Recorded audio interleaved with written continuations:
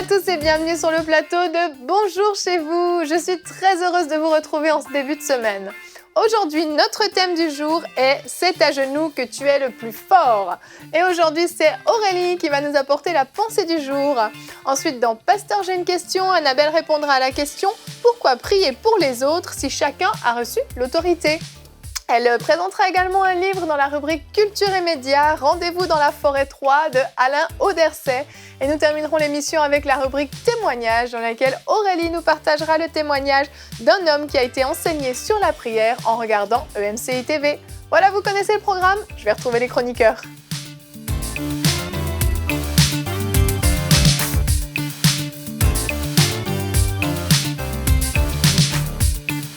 Bonjour à tous. Bonjour Evelyne. Ça va aujourd'hui? Ça va bien. super. Ça va bien. Merveilleux. On est content que tu nous aies retrouvés. Que je vous ai retrouvé. Ouais, tu vas retrouver les chroniqueurs. Oh, wow.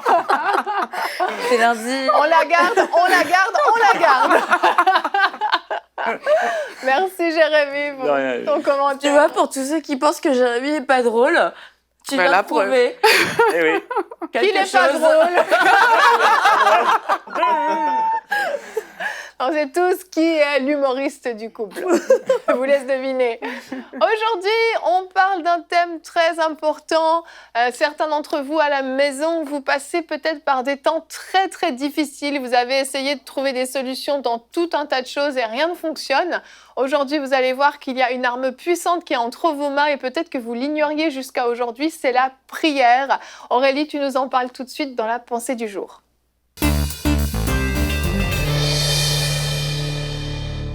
Aurélie, le titre de ta pensée est « Tu remporteras ta victoire dans la prière ». Amen. Oui, effectivement. Et pour vous qui nous regardez, c'est valable. Vous remporterez votre victoire dans la prière. Alors, très souvent, lorsqu'on est confronté à des défis et à des difficultés, une des façons de réagir est de trouver toutes les solutions naturelles dont on a à notre disposition. Et c'est seulement lorsque celles-ci n'ont pas marché qu'on se dit « Ah, mais tiens, je vais prier et Dieu va agir en ma faveur ». Mais il y a une chose que je veux vous faire comprendre aujourd'hui, c'est qu'en fait, il n'y a pas de victoire durable sans prière préalable. Pourquoi est-ce que c'est important de prier? C'est tout simplement parce que prier nous permet de nous connecter aux solutions divines. La Bible nous dit que les pensées de Dieu ne sont pas nos pensées. Elles sont de loin éloignées à nos pensées. En fait, lorsqu'on se penche dans nos solutions naturelles, bien sûr, ça semble parfois porter du fruit, mais elles restent naturelles. Au-delà du naturel, il y a quelque chose qui s'appelle le surnaturel. Alors, lorsqu'on connecte à Dieu dans la prière, on reconnaît certes que les choses naturelles, ça peut le faire, mais il y a un surnaturel divin qu'on a envie de capter en fait. Et c'est là qu'on va avoir notre miracle de la meilleure des manières possibles. La Bible nous parle par exemple de la femme à la perte de sang. Et cette femme, pendant 12 ans, elle a cherché des solutions auprès des médecins et elle n'a pas trouvé ces solutions-là. J'imagine que tout au long de ces 12 années, certainement, elle a été peut-être soulagée un tout petit peu de sa perte de sang, mais ce n'était pas la solution. Il a fallu que cette femme connecte avec Jésus-Christ, avec la pensée du Seigneur, parce que la Bible nous dit, elle se disait dans sa pensée, si seulement je peux toucher le bord de son vêtement, il a fallu qu'elle connecte avec une pensée divine, en fait, pour avoir la solution à son problème. Elle a agi et cela s'est fait. De la même manière, lorsqu'on rentre dans la prière, on connecte avec les pensées de Dieu et lorsqu'on a la pensée de Christ, on peut agir et sur la base de cette action, le miracle est possible. C'est pourquoi prier, vraiment, c'est pas une option en fait pour nous. C'est au-delà de notre solution naturelle. Certainement que, et là je veux préciser, je dis pas aux gens de ne pas chercher des solutions naturelles, de ne pas aller à l'hôpital par exemple. Certainement, peut-être si cette femme n'était pas allée à l'hôpital, peut-être qu'elle serait déjà morte. Donc c'est sûr, les solutions naturelles apportent quelque chose, mais il y a une solution surnaturelle qui dépasse le naturel. En priant, vous êtes en train de dire à Dieu, Seigneur, je reconnais que peut-être avec mon agir, je vais arriver à certains résultats, mais avec toi, j'ai la confiance que quand toi, tu es là, les choses se font de la meilleure des manières possibles. Alors, un autre point qu'on peut mettre en avant, c'est que prier permet de déployer la puissance divine. Dans la Bible, on a des cas comme ça. Par exemple, le cas de Anne. Anne, c'est une femme, la Bible nous dit que sa Pénina, qui était sa coépouse, la mortifiait tout le temps et elle se retrouvait en train de pleurer. Au lieu de prier, elle pleurait et ça s'est fait pendant plusieurs années. Et à un moment, Anne a décidé d'aller au temple et de prier le Seigneur, malgré le fait qu'elle avait l'amertume dans l'âme. Et là, elle a eu son miracle. En fait, qu'est-ce qui s'est passé pour Anne? C'est que tout au long de ces années, pendant qu'elle était en train d'être persécutée, j'ai envie de dire, par Pénina, il n'y a rien qui se passait parce qu'elle était juste en train de pleurer. Ce n'est pas parce qu'on pleure qu'on a la victoire. C'est parce qu'on va dans la prière qu'on a la victoire. Et c'est à ça que je vous encourage aujourd'hui. C'est que pour Anne, ça a pris le temps que ça a pris. La Bible nous dit que quand elle est allée au temple, elle a rencontré le sacrificateur. Et puis là, elle pleurait, elle penchait son cœur devant le Seigneur. Et c'est ce que je vous encourage à faire aussi. Elle était là dans la présence de Dieu et même elle a connecté avec les besoins de Dieu parce qu'elle a dit à Dieu, mais Seigneur, si tu me donnes cet enfant, mais je vais te le redonner et il va devenir ton prophète. Elle a connecté avec un besoin de Dieu et ça, c'est dans la prière qu'on peut connecter avec des besoins de Dieu pareil. Et lorsqu'elle a fait, la Bible nous dit que le sacrificateur l'a parlé et sur son visage, elle a changé de visage, elle a pris son sourire et au cours de l'année, elle a eu son miracle. Quand on prie, le miracle suit en fait. Quand on prie, on connecte aux pensées de Dieu, on connecte au plan de Dieu et le miracle s'enchaîne. Pareil, lorsqu'on rencontre l'histoire de Paul et Silas, on les a arrêtés de façon injuste, on les a mis en prison. Ils auraient juste pu se dire, mais nous, on va chercher un avocat. C'est ça la solution naturelle. Il va défendre nos droits parce que ce n'est pas juste. Ils nous ont arrêtés pour rien. On n'a rien fait. Mais eux, ils ne se sont pas intéressés à ces solutions naturelles. La Bible nous dit que dans la nuit, alors qu'ils étaient en train de prier et de louer, tout à coup, il y a quelque chose qui s'est fait. Les chaînes se sont brisées.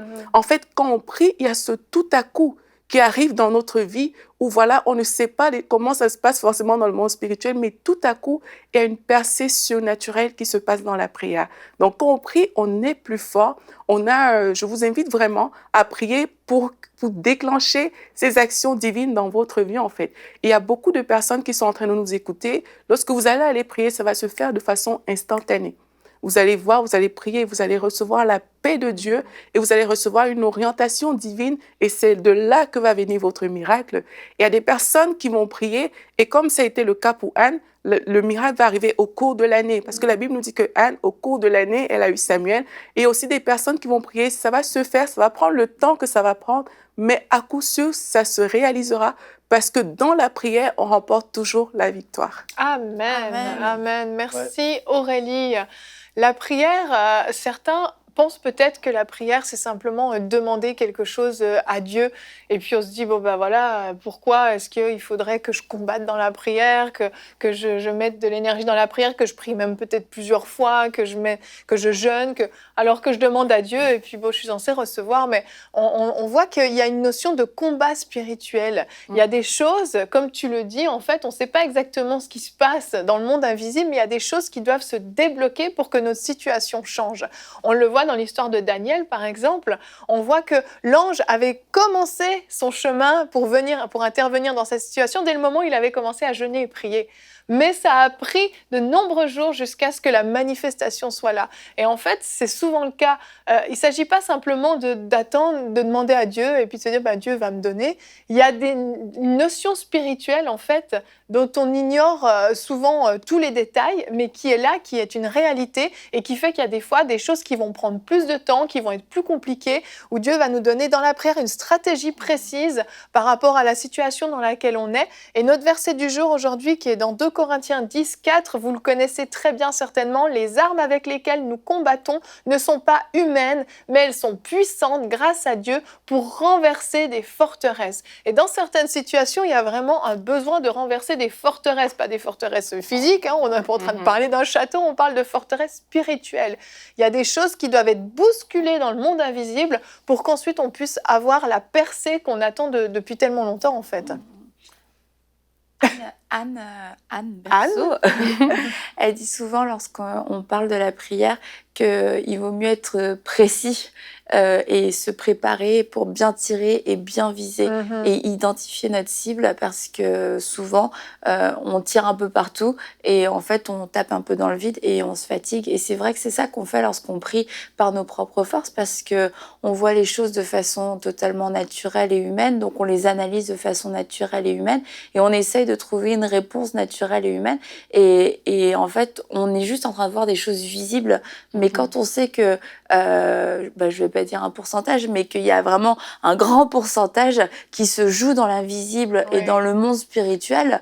Une maladie peut avoir l'air d'une maladie, mais ça peut être une attaque démoniaque, ça peut être un manque de sagesse, ça peut être un tas de choses. Et du coup, on essaye tout, on se dit, et on remet en cause la volonté de Dieu, etc. Et c'est juste parce que on n'a pas pris le temps dans la prière d'avoir nos yeux spirituels ouverts. Et tu parlais de Daniel, et l'ange lui dit, et je suis venue pour ouvrir ta compréhension. Et on a besoin que Dieu vienne nous ouvrir notre compréhension pendant ces temps de prière, nous faire comprendre des choses et nous montrer à quoi on doit vraiment s'attaquer et quelles solutions on doit aller chercher aussi. Exactement. La prière, c'est super important, mais encore, faut-il prier avec foi? Parce que ça, c'est une notion que beaucoup ont oubliée et les gens vont souvent lancer une prière dans les airs, s'attendant que peut-être il y aura un exaucement. Et puis, tu parlais de cette dame-là avec la perte de sang. Elle est allée vers Jésus avec foi. Et ça change tout, parce que beaucoup le touchaient et pas tout le monde était guéri. Oui. Et puis ça, il faut le comprendre.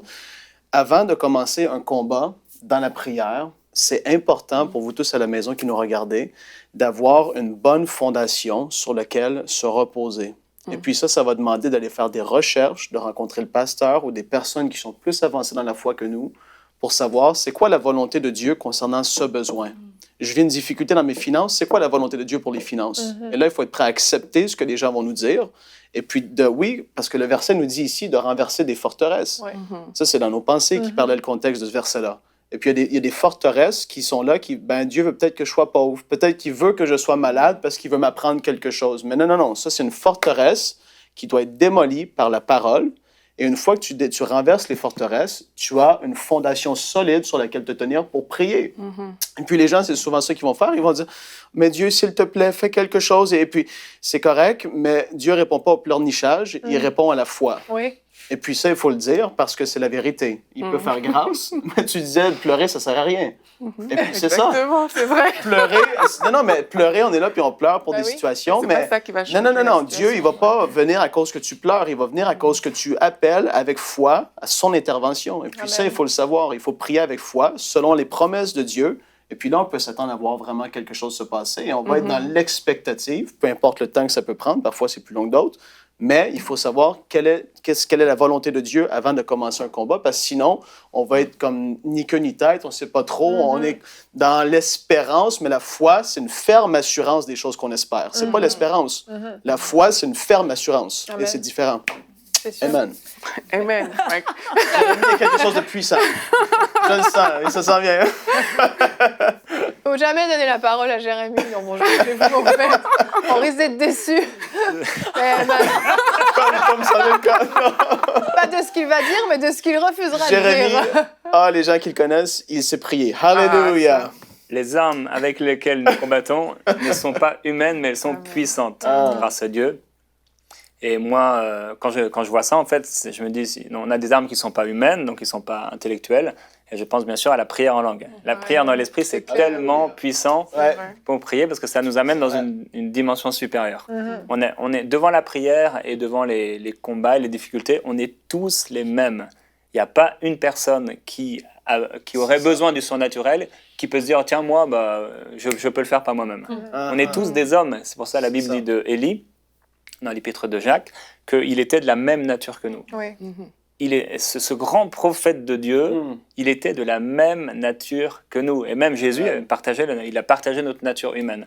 Donc, devant les montagnes et les difficultés, on se retrouve comme Jésus, dans la même nature humaine que lui, comme Élie ou comme les autres prophètes, etc., et serviteurs de Dieu, comme Paul et Silas. Maintenant, c'est notre réaction devant les montagnes et devant les difficultés qui vont changer. Certaines personnes, comme Frank le partageait, vont commencer à créer des doctrines, à être incrédules ou à se dire peut-être que Dieu. D'autres vont commencer à pleurer. Pleurer, c'est pas mauvais, il y a un temps pour pleurer, mais il y a un temps pour combattre également. Et il faut que notre attitude, ça doit être celle d'Élie, la persévérance, la foi dans la prière. Et cette arme de la prière en langue, elle est extraordinaire. C'est une folie pour les gens. Mais et gloire à Dieu pour MCI TV qui va passer non seulement sur la Freebox, mais aussi au-delà, et qui passe sur satellite un peu partout dans le monde. Quand les gens nous regardent en train de prier en langue dans une émission, ils se disent, mais ils sont complètement fous. Nos armes ne sont pas humaines, mais elles sont tellement puissantes. Et devant les problèmes, les difficultés, des fois, on réagit tous de la même façon. Quand ça nous arrive, souvent, on peut être un peu percuté, choqué. Waouh, plus c'est grand et plus ça peut nous affliger. Mais on a une arme qui est extraordinaire. Et la prière en langue, il ne faut pas l'oublier. Dans la prière, beaucoup de gens prient dans leur propre langue, avec leur intellect, comme Aurélie le disait, leur façon de penser, etc. Mais il est temps qu'on puisse prier, merci pour l'intelligence, mais aussi prier en esprit.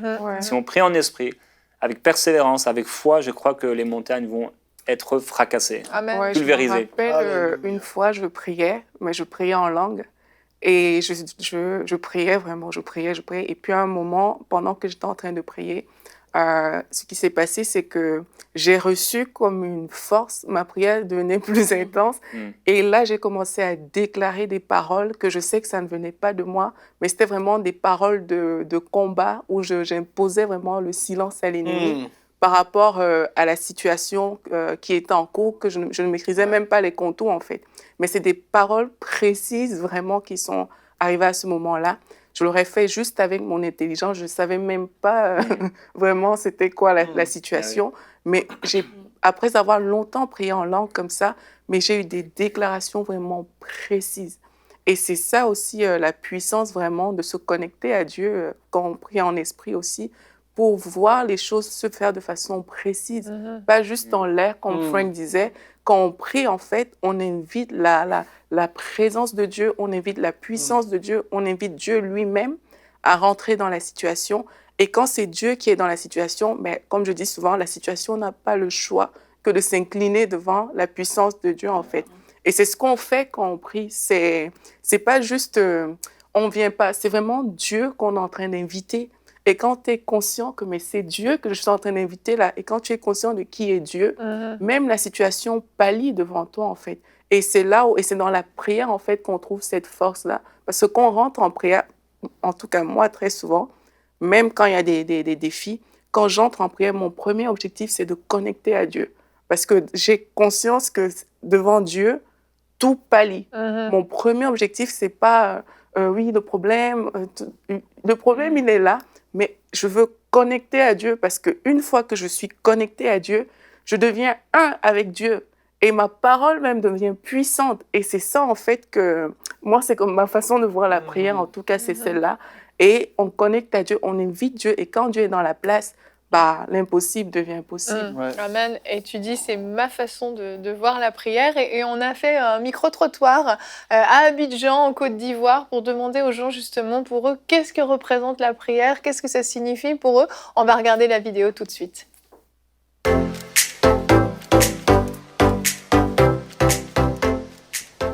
Que représente la prière pour vous? La prière représente un moment spirituel avec notre Seigneur. Pour moi, la prière, c'est de s'adresser à Dieu, exprimer ses besoins au Seigneur. C'est un moment de concentration avec Dieu. Un moment où nous avons la capacité de dire tout ce que nous ressentons véritablement. J'expose mes problèmes, mes soucis et beaucoup de choses à Dieu. C'est un moyen de protection, un moyen de faire recours au Christ et de montrer notre attachement pour le Christ. Et la prière aussi est une arme redoutable contre tout esprit du mal, contre toutes les attaques du diable. La prière, c'est ma relation personnelle avec Dieu. Donc je prie à tout moment parce que toutes les fois j'ai besoin de communiquer avec Dieu. Moi je prie. Je prie matin, je prie chaque moment. Parce que ça me permet d'être en contact avec mon Dieu. Et lorsque nous avons des difficultés, c'est grâce à la prière que nous nous en sortons. Parce que sans la prière, que vaut la vie? La vie n'est rien. La prière pour moi, c'est ma vie, mon espoir, mon espérance. Je ne peux vivre sans la prière. C'est un moyen de réconfort, un moyen de se rapprocher de Dieu. C'est un moyen de parler, de communiquer avec Dieu. Tout instant est une situation de prière avec le Seigneur. Moi, c'est comme ça que je vois la prière. Pas seulement pour réciter, mais c'est de rester cœur à cœur avec le Seigneur.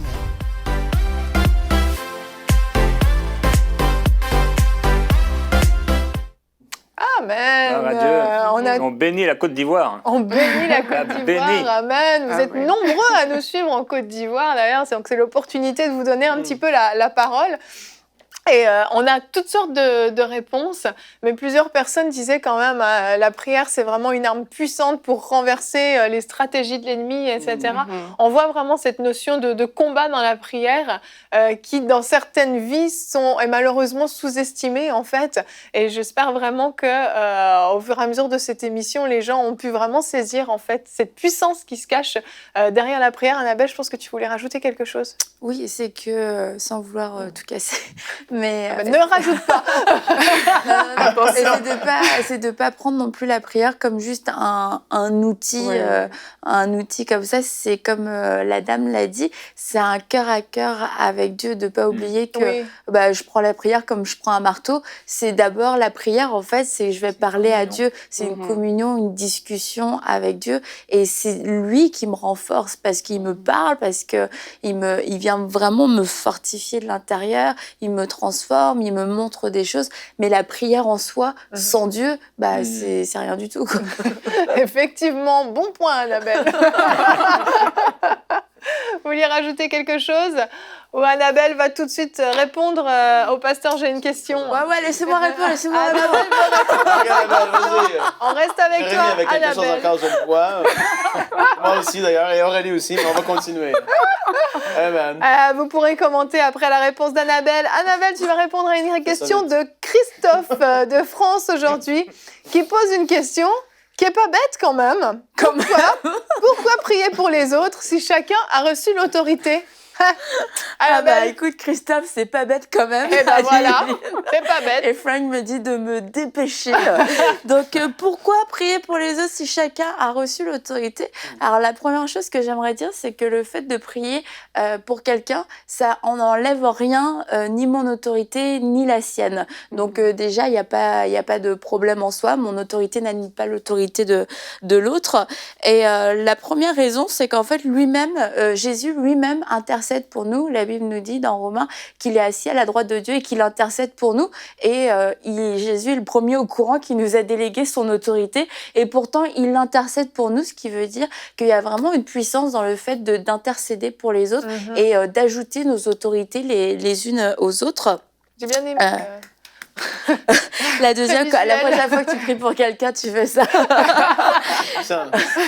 Une obéissance, c'est aussi une obéissance à la parole de Dieu, parce que dans Jacques, la Bible nous dit que si on est malade, d'aller trouver les anciens pour qu'ils prient pour nous, pour qu'on soit guéri. Donc c'est une bonne chose que d'aller trouver les autres, parce que si on a un besoin et un des dangers, en fait, dans le fait de ne pas comprendre pourquoi on ne peut pas demander, pourquoi on ne demanderait pas la prière si moi j'ai reçu mon autorité, c'est de s'isoler et de se priver de la grâce que les frères et sœurs, que l'Église peut offrir. Et je vais en parler aussi, que y a des moments de difficulté, des moments des découragements, d'incrédulité aussi. Il y a des moments, on passe par des moments d'incrédulité, on n'a pas perdu notre autorité, mais on a besoin que quelqu'un d'autre vienne nous soutenir dans la prière.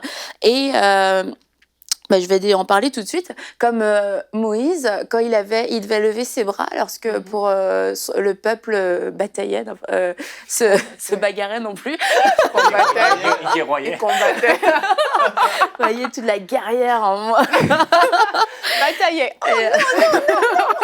En tout cas, il devait garder ses bras en l'air, et il avait du mal à garder les bras en l'air. Et quand il baissait ses bras, le peuple perdait. Ouais. Et Aaron et Hur sont venus porter ses bras pour l'aider, pour le soutenir. Et en fait, c'est la même chose pour nous dans la prière. On a quelquefois besoin qu'on vienne nous porter, qu'on vienne nous soutenir.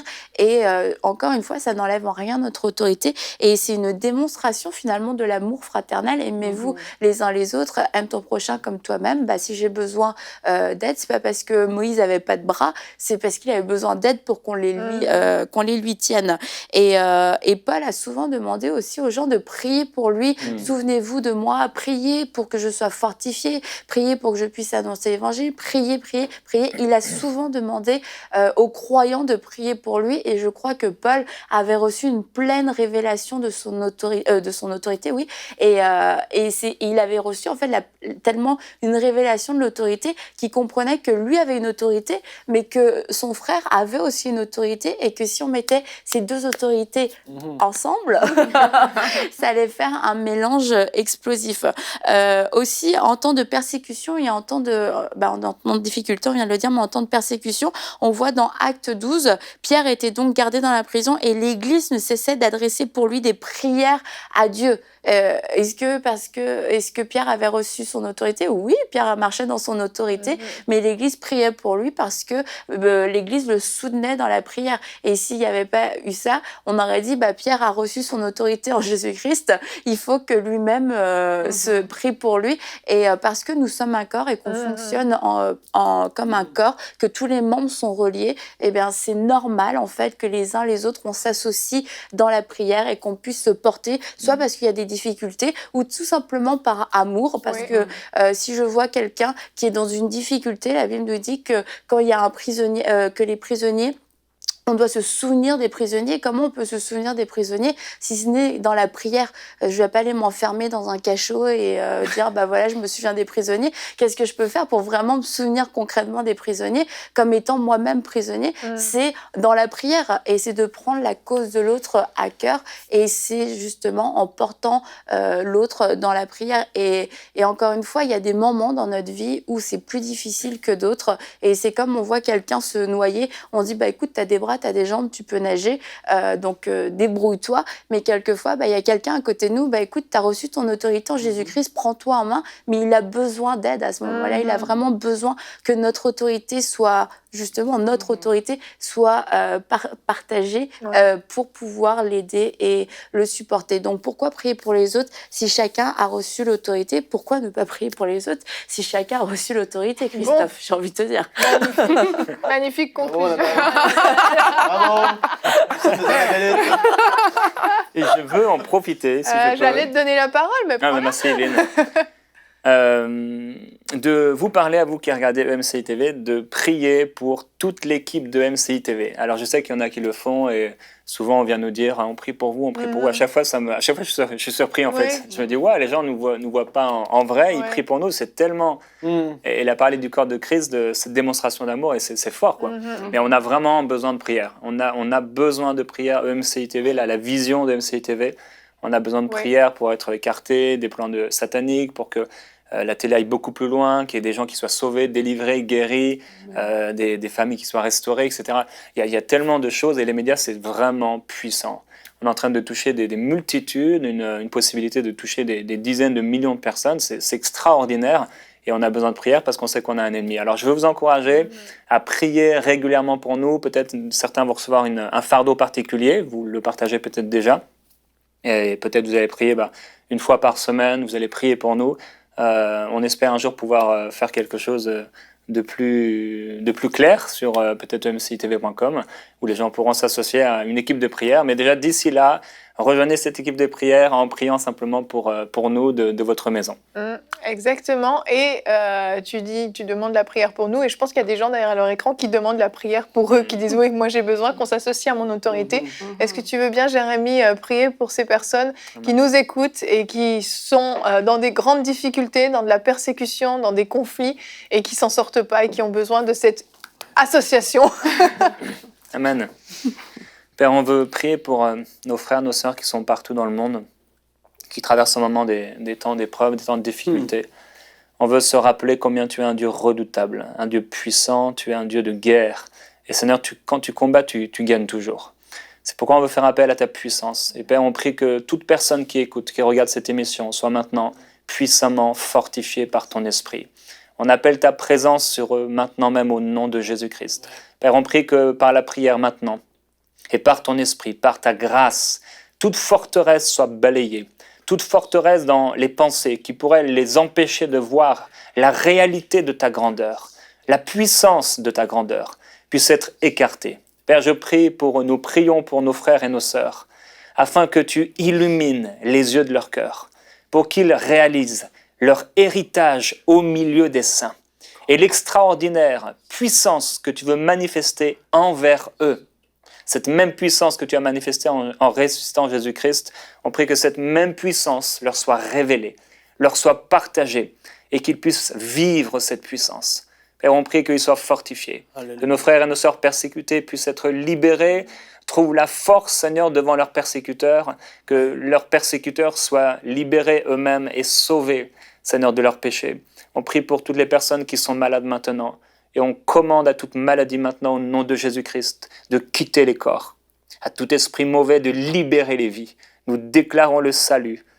On te remercie, Père. On te remercie pour ta puissance. Tu es merveilleux. Nous t'aimons, Seigneur, et nous sommes heureux de pouvoir former tous ensemble une famille spirituelle. Nous voulons marcher dans ton amour, voir ta gloire et vivre pour toi. Père, on bénit nos frères et nos sœurs partout dans le monde, là où ils nous écoutent. Amen. Amen. Amen. Et si vous avez des questions aussi pour la rubrique Pasteur, j'ai une question, n'hésitez pas à nous les envoyer à l'adresse pasteurj'ainequestion@emcitv.com. Et si vous avez reçu quelque chose de la part de Dieu pendant la prière que nous avons faite pour vous, vous pouvez nous écrire à l'adresse témoignage@emcitv.com. On continue avec toi, Annabelle, pour la rubrique Culture et Médias.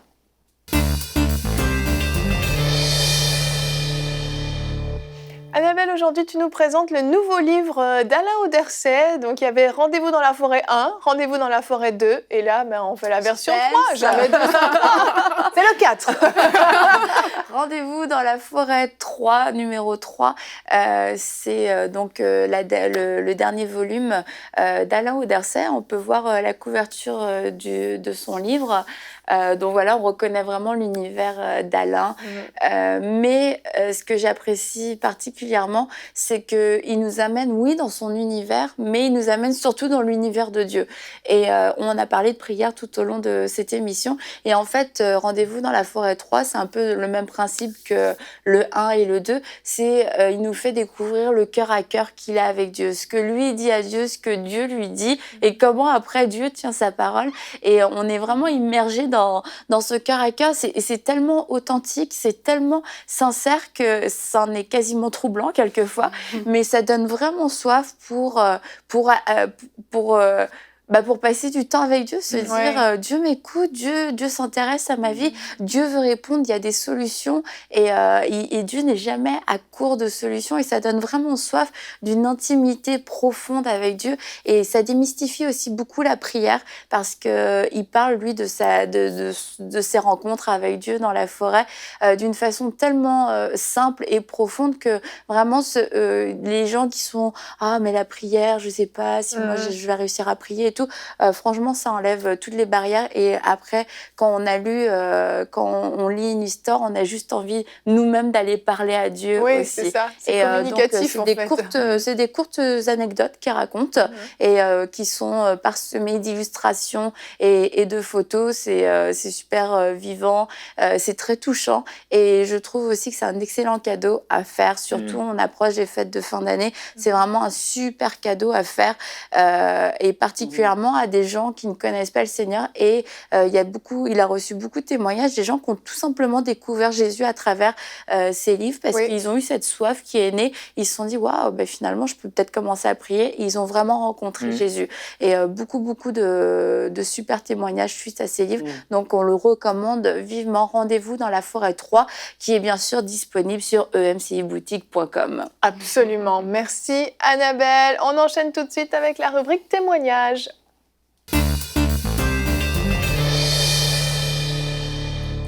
Aurélie, on t'écoute. Oui, nous avons reçu le témoignage de Romain qui, lorsqu'il regardait une émission Prière inspirée, a vraiment percé au niveau de la prière et de l'intercession. Et il nous a fait une petite vidéo qu'on peut regarder tout de suite. Alors bonjour à tous, bonjour MCI TV, je m'appelle Romain, j'ai 33 ans, je suis ingénieur en informatique en France.